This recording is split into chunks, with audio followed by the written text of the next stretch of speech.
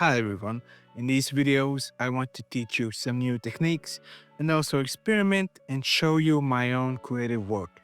So for this time, the idea was about motion and how the camera perceives the motion. This is a series where I create self-portraits using different techniques, different styles of photography. For this time, I wanted to bring in some motion blur and long exposure photography. So first of all, long exposure photography has been in use from the very beginnings of the photography itself because the films needed to be exposed longer because their sensitivity was way lower than our modern cameras. Then the photos took from an hour to a few minutes, depending on the lighting conditions and the sensitivity of the film. So the subjects most oftenly had to stand extremely still so they wouldn't get any motion blur in the photos. And this time I wanted to exploit that motion blur. So the main idea was to capture a bunch of studio lit portraits with a high shutter speed. So the first thing that I had to do was capture some photographs of myself in the studio lighting with a really long shutter speed. I had it set to about 1 or 2 seconds. While the shutter was open, I moved my head around, I moved my body around. For this one, I wanted the face to retain some of its features.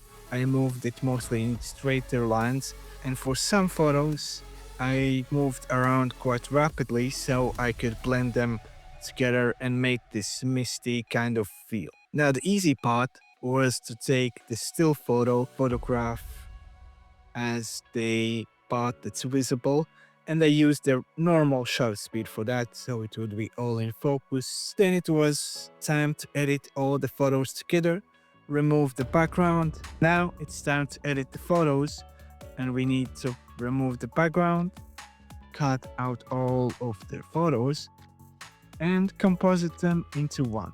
Let's see how that happened.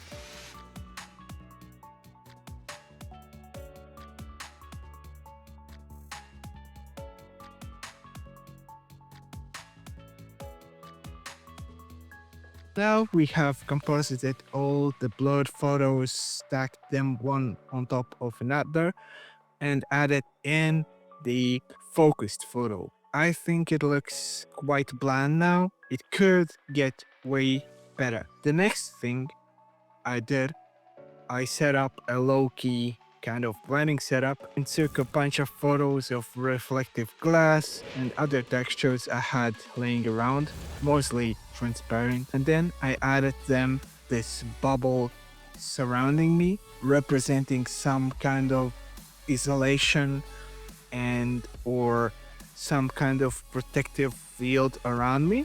But this didn't really sit well with me. So let's see how we're gonna incorporate these textures into the photo right now. So what are we going to do?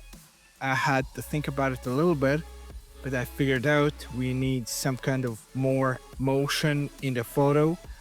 We can have some rain or some textures. I'm gonna blur them out, gonna make it motion blurry like it's rain or a sandstorm, and composite it over the black of the photo so it's a bit more colorful, a bit more interesting. So this is the final result, the final picture we've got. I think it looks really fun. It looks good. I think it really captures the inner struggle, all of the emotions circling around, kind of unsafety or volatility of the environment. This is the one that for now, I think I like the most. I don't know if it's the low-key kind of style, or is it all of the motion, or it just being kind of abstract. But for now, out of the three that I have done, this one is the one that I like the most.